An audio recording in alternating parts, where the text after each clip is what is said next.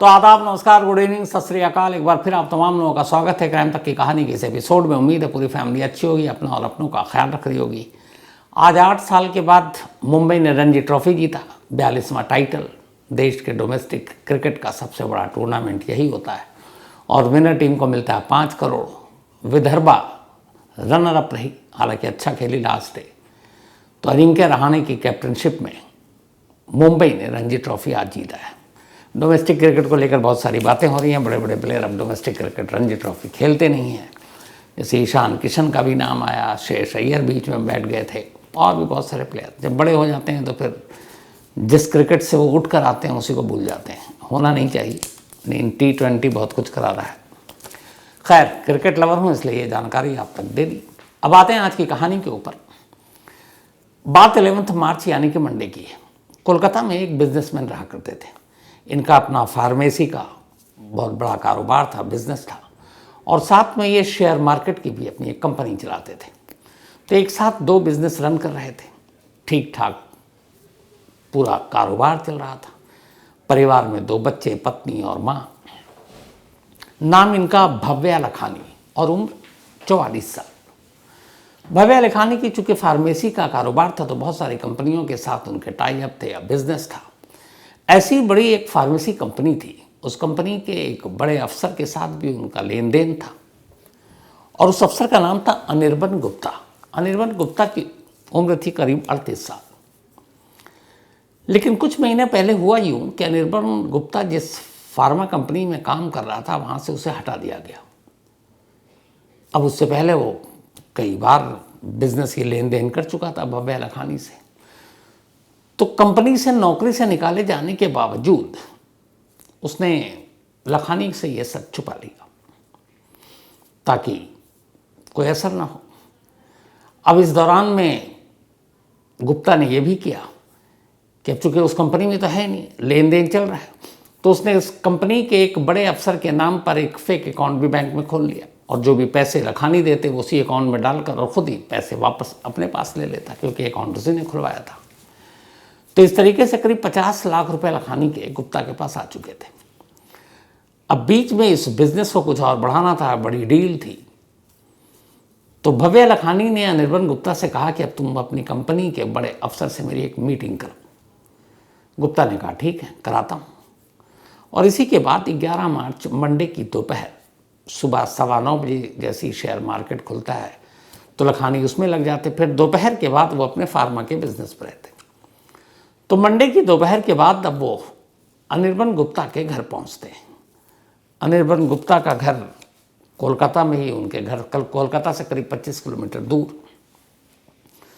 तो वहाँ जब उसके घर पहुँचते हैं तो घर पहुँचने के बाद उससे पहले होता ये है कि आमतौर पर लखानी जब कहीं सुबह किसी से मिलने के लिए जाते हैं, घर से बाहर निकलते हैं, तो घर वालों को बताते नहीं कि कहाँ किससे क्या मीटिंग है, क्योंकि बिजनेस मैंने बहुत लोगों से मिलना है। लेकिन उस दिन पता नहीं क्या हुआ, उन्होंने अपने घर वालों से कहा कि मैं अनिर्बन गुप्ता से मिलने जा रहा हूँ मीटिंग के सिलसिले में, और वो निकल गए। 11 मार्च मंडे दोपहर को। अब दोपहर के बाद शाम हो गई और वो पूरे एक तरह से पारिवारिक आदमी थे, वक्त पर घर पहुँच जाते। लेकिन शाम से रात हो गई और लखानी लौटे नहीं। अब घर वालों को फिक्र हुई, मोबाइल मिलाया तो मोबाइल बंद, इधर उधर दोस्तों को फ़ोन किया, कोई खबर नहीं। अब उन्हें चिंता होने लगी, क्योंकि वो कुछ छोटे मोटे बिजनेसमैन तो थे नहीं। तो फिर घर वालों ने पुलिस स्टेशन में जाकर मिसिंग कंप्लेंट दर्ज कर दी। अब पुलिस को पता चला कि कोलकाता के एक बिजनेसमैन और वो गायब है, उनका कोई सुराग नहीं, मोबाइल बंद है। तो उन्होंने भी फ़ौरन एक्शन लिया, इधर उधर ढूंढना शुरू किया। जितने जानकार थे फिर घर वालों से पूछताछ की कि आज का बताइए, कब, कहाँ, कैसे, क्या कह कर गए थे। तब उन्होंने बताया कि लखानी दोपहर को ये कह कर गए थे कि वो अपने एक जिनके साथ बिजनेस करते हैं अनिर्बन गुप्ता, उनसे मिलने के लिए जा रहे हैं, और उनकी कंपनी के किसी और सीनियर अफसर से उनकी मीटिंग है। तो पुलिस ने सीधे अनिर्बन गुप्ता का नंबर लिया और उनसे बात की, और फिर पुलिस की एक टीम उनके घर पहुंच गई। गुप्ता के पूछताछ हुई, उन्होंने कहा वो दोपहर को आए थे, और दोपहर को आने के बाद मीटिंग हुई, और मीटिंग के बाद वो करीब 1-1.5 घंटे के बाद यहाँ से निकल गए, और उसके बाद मेरी कोई मुलाकात नहीं हुई। तब पुलिस के हाथ खाली, क्योंकि बाकी आए और फिर चले गए। लेकिन अब पुलिस को ये होता है कि हर एक पे शक करना होता है।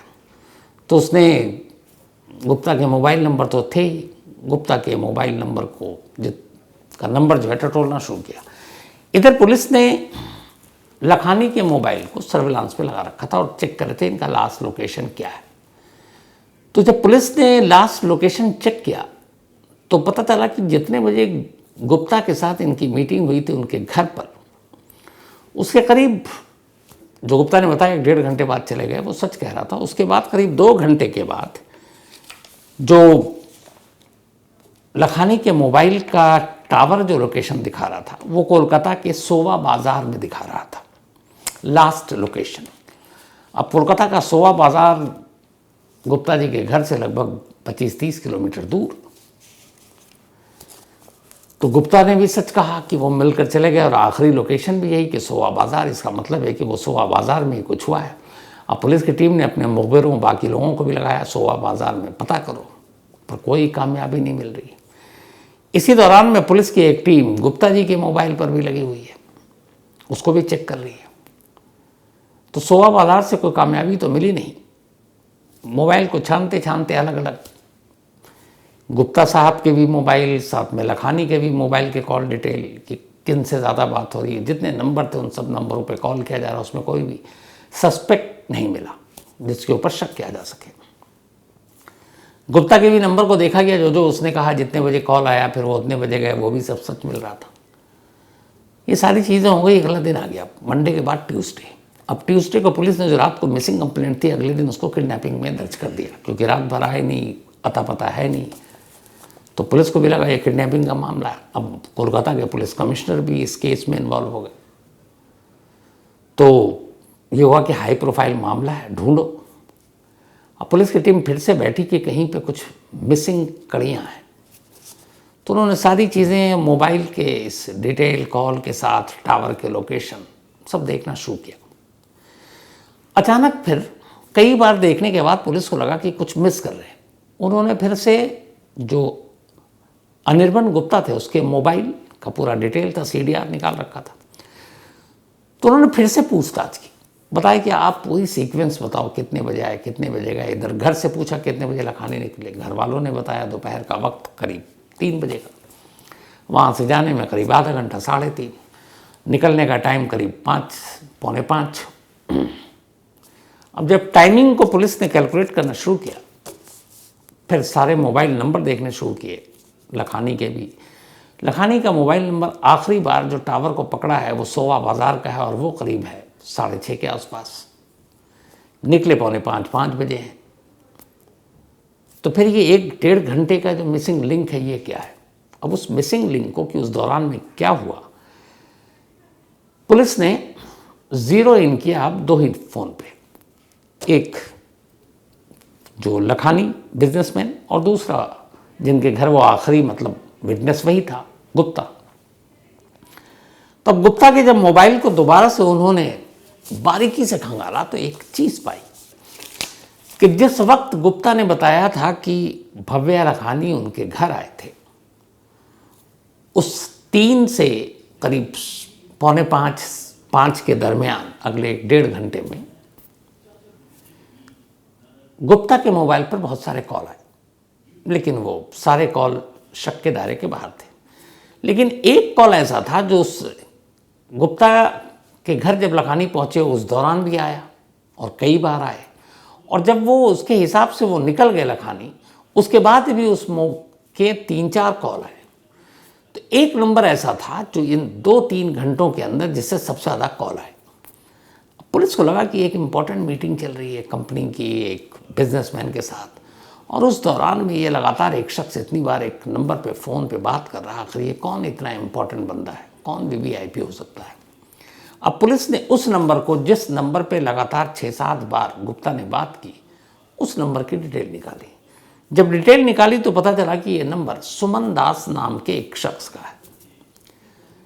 अब सुमन दास का नंबर आ गया था। अब सुमन दास के CDR को निकाला मोबाइल कंपनी के थ्रू कि भैया इसका लोकेशन देखो।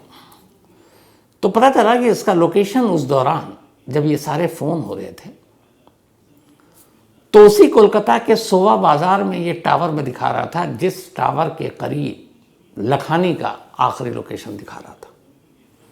यानी एक कनेक्शन जाकर जोड़ा है कि एक शख्स, एक बिजनेसमैन अपने पार्टनर के घर जाकर मीटिंग कर रहा है। उसी मीटिंग के दौरान 1.5 घंटों के अंदर 7-8 कॉल आते हैं। सुमन दास नाम का वो शख्स है जिसके मोबाइल पर, और उसके बाद जो अगले 1.5 घंटे में आखिरी लोकेशन दिखाता है लखानी का, वो कोलकाता का सोवा बाजार। और जो शख्स 6-7-8 बार बात कर रहा है सुमन दास, उसका भी लास्ट लोकेशन भाई सोवा बाजार। तो ये कनेक्शन क्या है? अब पुलिस को डाउट हुआ। पुलिस ने सुमन दास को उठाया। उठाने के बाद उससे पूछताछ की। उसने कहा मैं सोवा बाजार में था और मैं जानता हूँ गुप्ता को बहुत पहले से, हम दोस्त हैं। तो फिर सारी उसके बारे में अब मुखबिरों के ज़रिए पता किया कि बताओ इन दोनों का रिश्ता। तो पता चला हाँ ये सही कह रहा। पता चला सुमन दास का कोई क्रिमिनल बैकग्राउंड, पता चला बिल्कुल नहीं, वो बिल्कुल पाक साफ है। अब पुलिस को लगा कि शायद ये एक इत्तेफाक है कि जब आखिरी लोकेशन लखानी का सोवा बाजार में था तो उस वक्त सुमन दास भी वहीं था। पुलिस को लगा कि हाथ खाली है। पुलिस ने फिर अलग तरीके से तफ्तीश करने का फैसला किया और कुछ और चीज़ें ढूंढने लगा कि कोई मिसिंग सुराग है, लेकिन कहीं पे भी कोई सुराग और कुछ मिल नहीं रहा। पुलिस को लगा कि फिर गड़बड़ है, सुमन दास पे ही ज़ीरो इन करो। अब सुमन दास से फिर से पूछताछ की गई, थोड़ी सख्ती भी की गई, लेकिन क्या मजाल, उसने बताया वही कि मैं दोस्त हूँ, उस दिन मुझे काम था। और उसने 1-2 जो बताया सोवा बाजार का, वो पुलिस ने जाके चेक किया, वो सही कह रहा था, लेकिन और कहीं कोई कड़ी जुड़ नहीं रही थी। अब पुलिस ने हिम्मत करके सीधे कहा कि अब एक काम करते हैं। उसने अनिर्बन गुप्ता को उठाया, जिसके खिलाफ कोई सबूत नहीं और जो आखिरी विटनेस है, जिसने आखिरी बार लखानी को जिंदा देखा है, जिसके घर में ये मीटिंग थी। तो जब उसको उठाया तो उसको बुलाया गया और पूछताछ हुई। उसने वही अपना बयान दिया कि वो आए थे, मिले, उसके बाद चले गए और फिर मुझे कोई जानकारी नहीं। और वो सारे बयान की वेरीफाई किया गया था, सच था।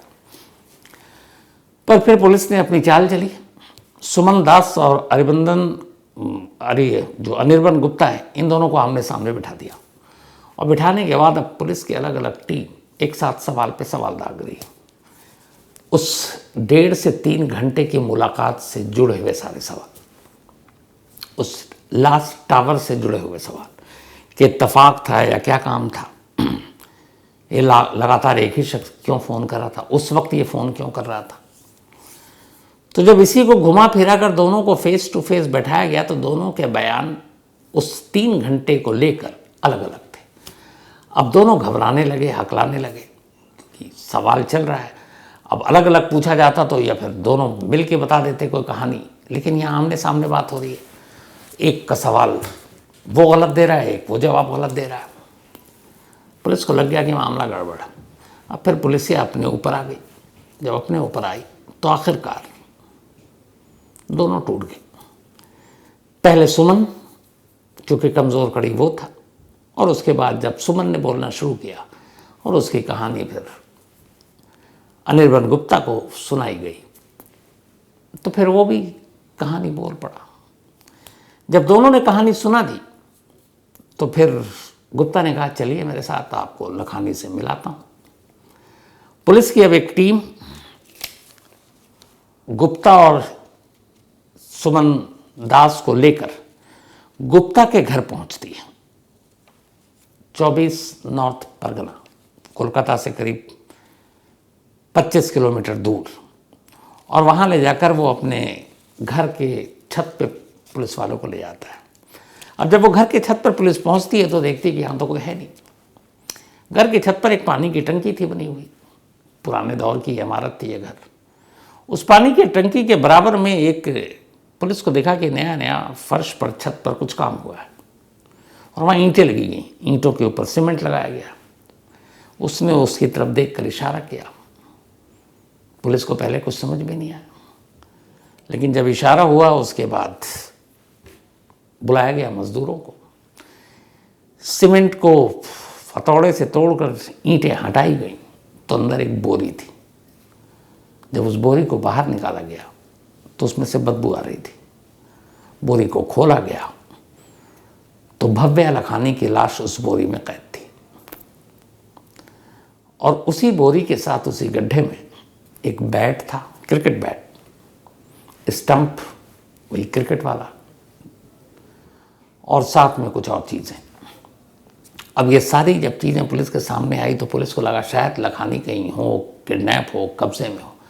लेकिन अब छत पर उसी गुप्ता के, जिस गुप्ता के साथ बिजनेस टर्म था, एक पानी की टंकी के साथ ईंटों के नीचे बोरी में बंद कर लखानी की लाश को दफना दिया गया था। लाश बाहर निकली, पुलिस ने कहानी पूछी, उन्होंने बताया कि एक्चुअली मैं एक फार्मा कंपनी में काम करता था, तब हमें बिजनेस मिलता था, डील होता था, फार्मा कंपनी की लखानी चलाते थे। फिर कुछ अनबन हो गई, कुछ करप्शन किया, कंपनी ने निकाल दिया। लेकिन ये बात लखानी को पता नहीं, उसे लगा ये कंपनी से जुड़ा हुआ, उस कंपनी से भी काफ़ी बिजनेस लखानी को मिलता था। तो उसने उस नाम पर लखानी उसको पैसे देते गए और ये पैसे वो खुद बैंक से निकालता रहा, एक फर्जी नाम से अकाउंट खोलकर कंपनी के एक सीनियर अफसर के। लेकिन करते करते ये पैसे 50 लाख की रकम हो गई और जब लखानी इधर बीच में अब ये पड़ गए कि उस कंपनी के बड़े अफसर से मिलना है ताकि बिजनेस को और फैला, उसे लगा कि अगर कंपनी के बड़े अफसर या कंपनी तक लखानी पहुंच गए तो ये सारा भांडा फूट जाएगा कि इस कंपनी का तो वो मुलाजिम नहीं है, कब का बाहर हो चुका है, और फिर 50 लाख रुपए देने पड़ेंगे, हो सकता है जेल जानी पड़े। इसीलिए इन चीज़ों से बचने के लिए जब लखानी ने जोर दिया तो उसने कहा ठीक है, आप 11 मार्च मंडे को मेरे घर आ जाइए, कंपनी के अफसर को यहीं बुला लेते हैं। लखानी पहुंच गए। उसके बाद इसने सुमन दास को फ़ोन करके बुला लिया और बुलाने के बाद इन दोनों ने लखानी को बैट से सर पर मारा, फिर विकेट से मारा, और जब लखानी की मौत हो गई तो उसकी लाश एक बोरी में रखी। छत पर इन्होंने गड्ढा खोदा, चूँकि ईंटें निकली हुई थी ऑलरेडी, फिर उस बोरी को उसके अंदर डाली और उसके ऊपर सीमेंट लगा दिया, ईंटें रख दी, और फिर सुमन दास को लखानी का मोबाइल दिया और कहा कि तुम यहाँ से कलकत्ता के सोआ बाज़ार की तरफ चले जाओ ताकि पुलिस को उलझा सकें कि आखिरी बार लखानी कहाँ थे। तो आखिरी लोकेशन मेरे घर का ना निकले, बल्कि इस घर से 25-30 किलोमीटर दूर कहीं और का निकले। तो सुमन दास उस फ़ोन को लेके सोआ बाज़ार में घूमता रहा और इसी घूमने फिरने के दौरान, अब चूँकि इधर घर में मर्डर किया था, चोर के उसमें तो एक डर तो होता है कातिल को कि भैया हमने क्या किया, पकड़ा ना जाऊं। तो इस डर से कि वो सब ठीक है, मोबाइल तुमने फेंक दिया, ये लगातार गुप्ता ने फ़ोन किया सुमन को, उधर सुमन दास भी कि अब मैं निकल लूँ, मोबाइल यहाँ फेंक दिया है, अब मैं आ जाऊँ। इस चक्कर में 7-8 कॉल कर लिया। तो आइडिया तो उनका ठीक था कि मोबाइल का लोकेशन कहीं और देख, लेकिन दिल में चोर था, तो उस चोर की वजह से उन्होंने उसी वक्त इतने सारे कॉल कर दिए जो पुलिस को पहला लीड दी गई। वो लीड इसलिए दी गई कि किसी भी एक इम्पॉर्टेंट मीटिंग के दौरान आम तौर पर, इवन हम लोगों के यहाँ भी उस वक्त फ़ोन साइलेंस पे होता है या फिर बातचीत नहीं होती कि वो मीटिंग ज़रूरी होती है, लेकिन ऐसी इम्पॉर्टेंट मीटिंग के दौरान में कोई शख्स 8, 9, 7 बार फ़ोन कर रहा है तो फिर क्या मसला है। और इसी एक्सेस कॉल ने, यानी 6, 7, 8 कॉल उस 1.5 घंटे के दौरान जो हुए, पुलिस को ये क्लू दिया और फिर इसी क्लू के सहारे इस कत्ल का खुलासा हुआ। लाश मिली, पूरे इलाके में एक तरह से कोहराम मच गया था, एक बड़े बिजनेसमैन का कत्ल हुआ था। यहाँ तक कि खुद पश्चिम बंगाल की मुख्यमंत्री ममता बनर्जी इस कत्ल के खुलासे के बाद लखानी के परिवार से मिलने उनके घर गई और वादा किया कि जो भी इसमें कल्प्रिट हैं ये दोनों, इनको कड़ी से कड़ी सज़ा दिलाएंगी। तो लालच, कत्ल, होशियारी, पुलिस से बचने के लिए तमाम तिकड़म भिड़ाना, मोबाइल का लोकेशन कहीं और दिखाकर पुलिस को भटकाने की भी कोशिश करना, बट आखिर वो ये सब काम नहीं आया और कातिल और उसका साथी पकड़ा गया। तो ये थी आज की कहानी।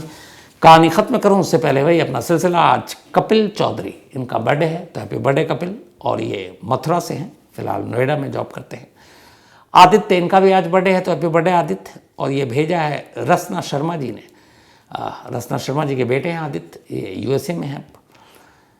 देवांश, इनका भी बर्थडे है, तो हैप्पी बर्थडे देवांश। और ये ज्योति बेंगानी और रोहित बेंगानी के बेटे हैं। साथ ही आले मोहम्मद इकबाल, इनका भी बर्थडे है, तो हैप्पी बर्थडे आले मोहम्मद इकबाल। और ये भेजा है सैयद अजहर ने। इसके अलावा युगेंद्र, इनका भी आज जन्मदिन है, तो हैप्पी बर्थडे योगेंद्र। और ये भेजा संदेश भौदारी ने नेपाल से। साथ ही आज सुशांत स्वामी, इनका भी बर्थडे है, तो हैप्पी बर्थडे सुशांत। और ये ओम प्रकाश जी के बेटे हैं। RN राव, इनका भी जन्मदिन है, तो हैप्पी बर्थडे राव साहब।